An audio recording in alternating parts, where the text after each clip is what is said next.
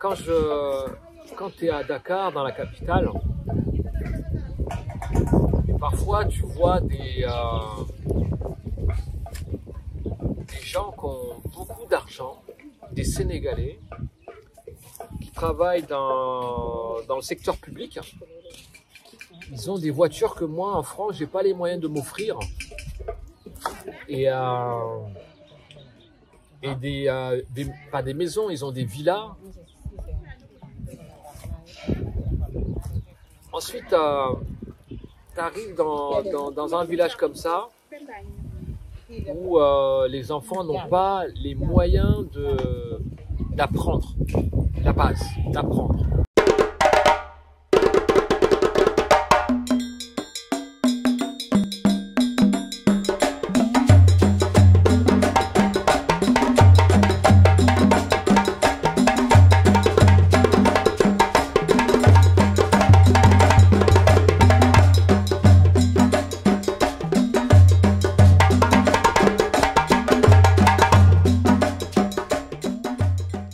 Mon père est né dans cette petite maison, devenue maintenant une cuisine. Il est revenu y mourir quelques années plus tard. Après avoir fait le tour du monde, après avoir été Hadj par 2 fois à la Mecque, après avoir eu 3 magnifiques femmes, après avoir eu 7 enfants, après avoir été multimillionnaire, après avoir tout perdu, après avoir rencontré une maladie, après avoir vécu. Quelle vie incroyable! Merci papa, je t'aime. Donc nous sommes quelque part au Sénégal, nous sommes dans mon village. Alors c'est un village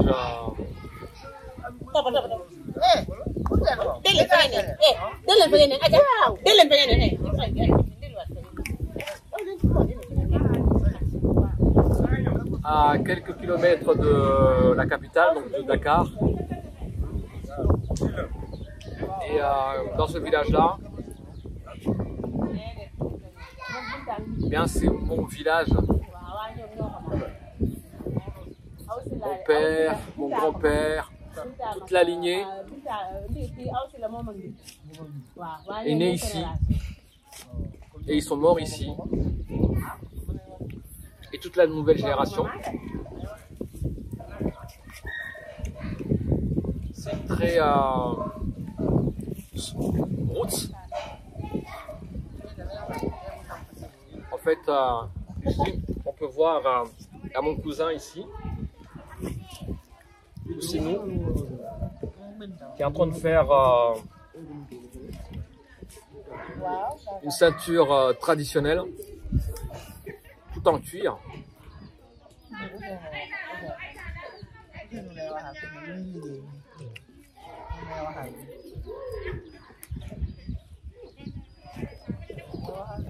Et moi je suis en train de manger des cacahuètes. Qui est très cultivé ici, en plus dans le jardin familial.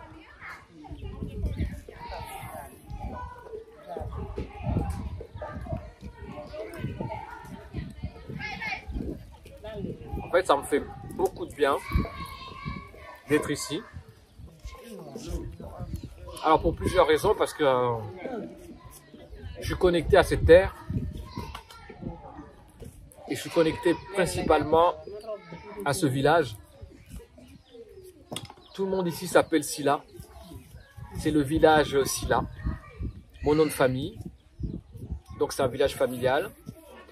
Mon père, il est enterré juste derrière, là-bas.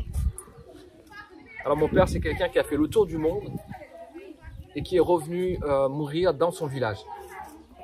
Et il est mort là où il est né. C'est ça qui est incroyable.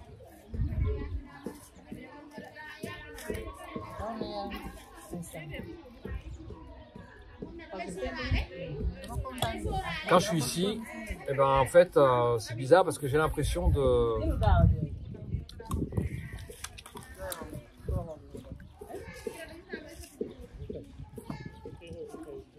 que la terre absorbe le stress, absorbe tous les problèmes qu'on peut imaginer.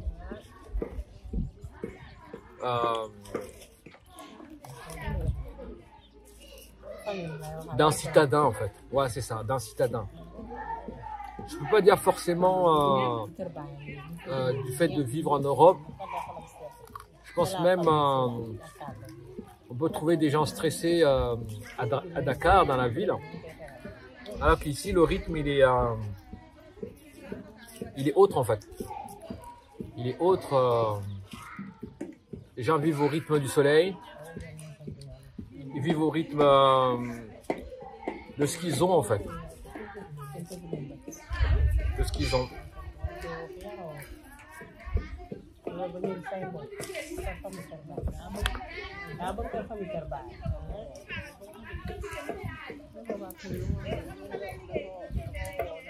Et ce qui est incroyable en fait, c'est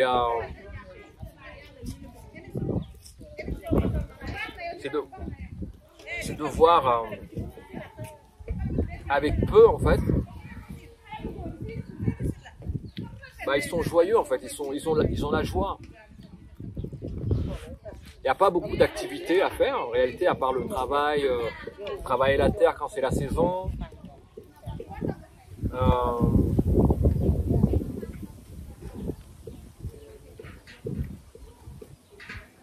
Cependant, en fait, il y a la joie, on sent la joie dans les cœurs des gens. On sent également le manque des moyens. Le manque des moyens qui est assez considérable, faut le dire. J'ai été visiter l'école à côté, l'école de la ville. Et en fait,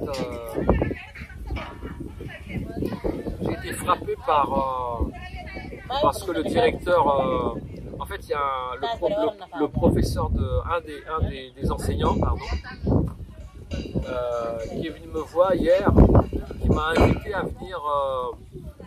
venir voir l'école. Et donc j'ai dit oui avec plaisir. Et je suis allé voir l'école, qui est juste là en fait, à 2 pas. Et j'ai été frappé par le manque des moyens. Basiques en fait, des choses simples, telles que les sanitaires, les fournitures,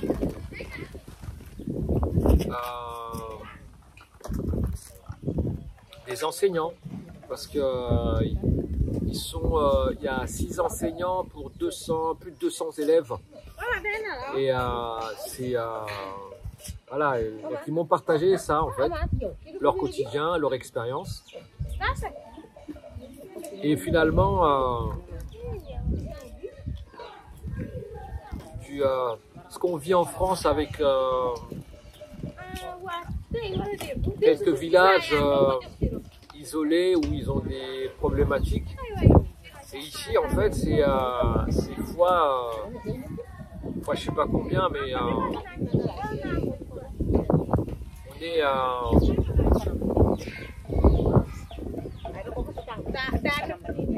en fait moi ça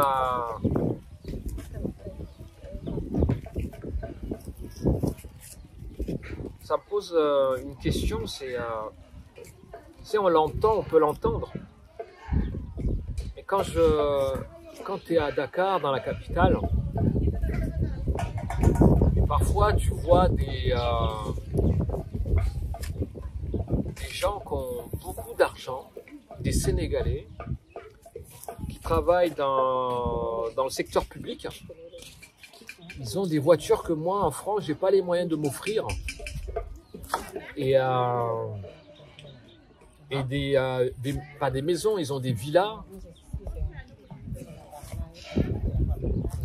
Ensuite tu arrives dans un village comme ça où les enfants n'ont pas les moyens d'apprendre, la base, d'apprendre. Et tu te poses la question, enfin moi je m'interroge, je me dis comment on peut expliquer cet écart?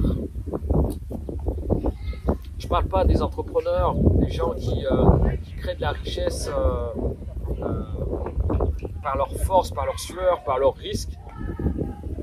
Je parle vraiment de ces gens qui travaillent pour l'État et qui sont blindés, qui ont beaucoup d'argent, beaucoup de moyens.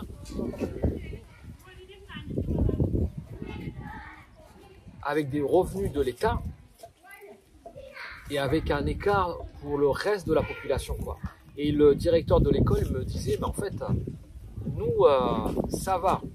Avec l'humilité, il m'a dit, il y a pire que nous encore. En disant qu'il y a des régions au Sénégal où ils n'ont pratiquement pas d'enseignants, pas d'infrastructures.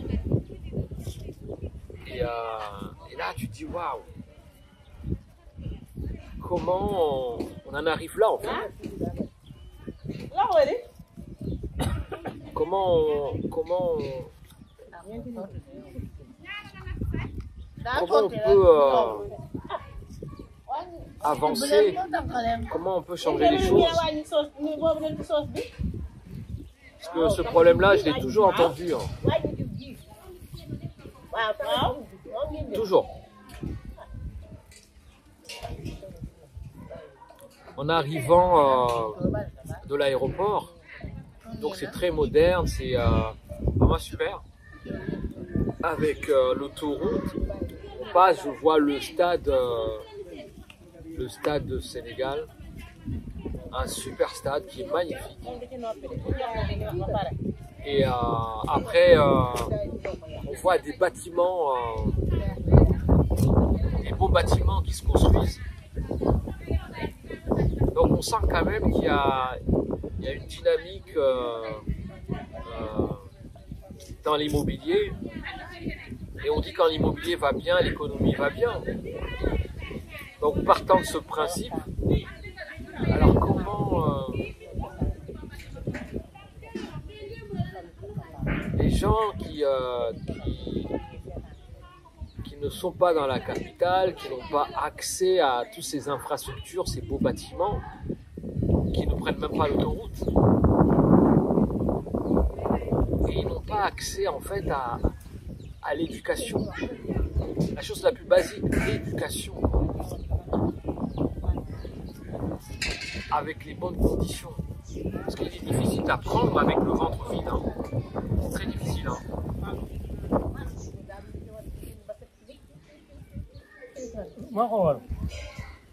Il est encore plus difficile d'apprendre avec le ventre vide,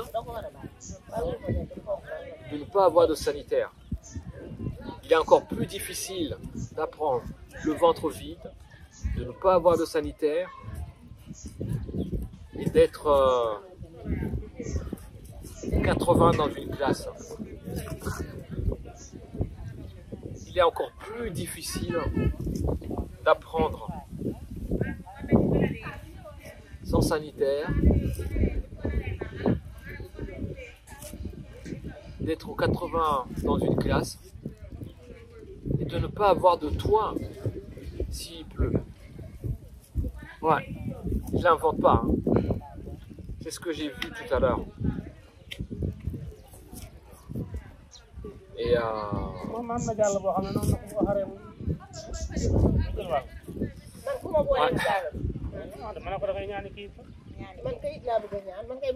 le pire c'est que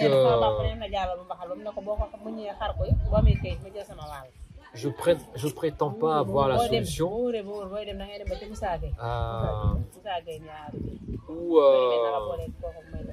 de régler le problème.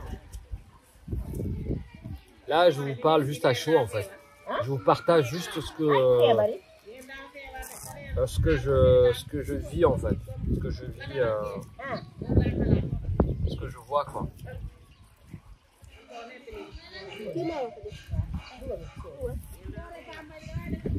Et ça me ramène en fait à un échange que j'avais eu avec une dame, une française, une blanche, Je dis blanche parce que je veux bien préciser pour vous allez comprendre le propos derrière. En fait, dans l'avion, je l'ai rencontrée, on a échangé. Elle revenait, en fait, c'était un vol de retour. Et elle revenait du Sénégal. Et ça faisait 30 ans. Ça faisait 30 ans, en fait. Il y a 30 ans, elle était allée au Sénégal. Et elle était dans une association où ils intervenaient dans des villages pour les écoles, pour amener des fournitures, des choses comme ça. Et en fait, elle m'a dit, en fait, je lui ai dit, alors, comment trouvez-vous le Sénégal? Dans l'échange comme ça, dans l'avion, elle m'a dit, elle a été choquée de voir que dans certains villages, dans certaines régions du Sénégal, les choses n'ont pas évolué depuis 30 ans. Ça, c'était son constat, que les choses n'ont pas évolué depuis 30 ans et que en fait, elle ne comprenait pas, quoi. Elle ne comprenait pas qu'en 30 ans, les villages avaient toujours les mêmes besoins, le manque d'infrastructures, le manque de choses comme ça. Et ça l'avait retourné. D'ailleurs, pas qu'elle, parce que moi, j'avais pas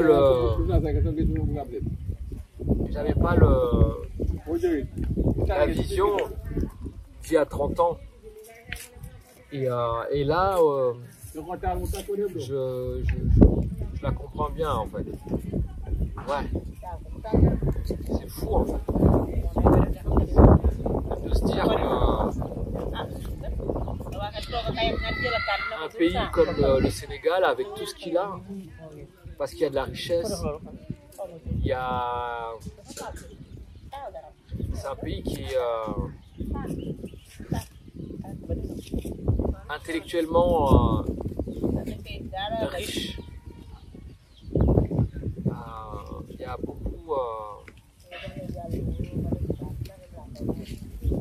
beaucoup de choses, en fait, quand on voit à Dakar, et ensuite on voit que une certaine population est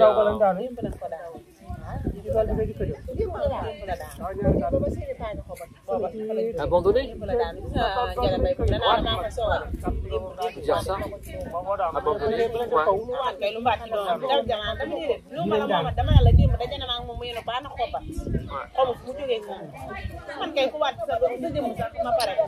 Je pense que les associations qui essayent de changer les choses, et on voit pertinemment que c'est pas juste une question d'argent, en fait. C'est pas une question d'argent. L'argent, c'est ce qu'on voit, en fait, concrètement.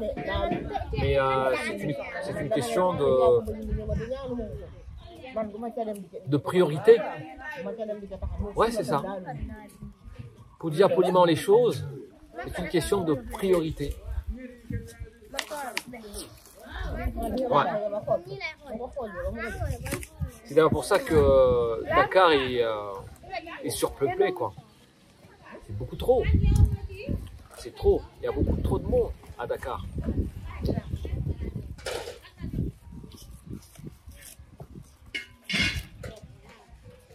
Ouais.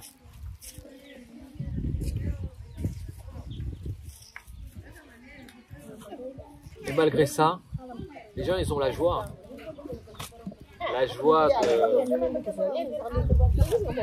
de vivre, d'apprécier la vie. Ouais.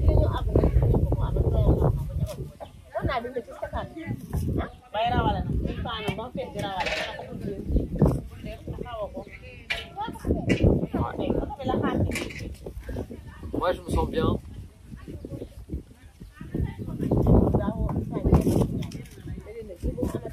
En fait, c'est comme si je revenais à l'essentiel. Ouais, à l'essentiel. Qu'est-ce qui est essentiel, en fait? Qu'est-ce qui est essentiel dans la vie? En fait, c'est la santé.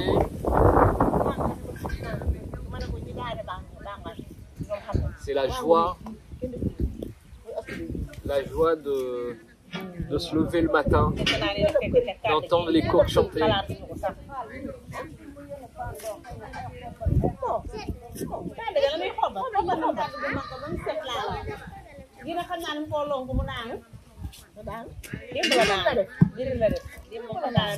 Voilà, j'avais juste envie de vous partager ça. Dans mon petit village à Chilmaha.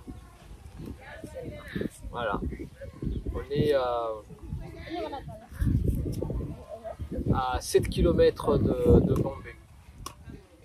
Donc on n'est pas très loin de Bambé.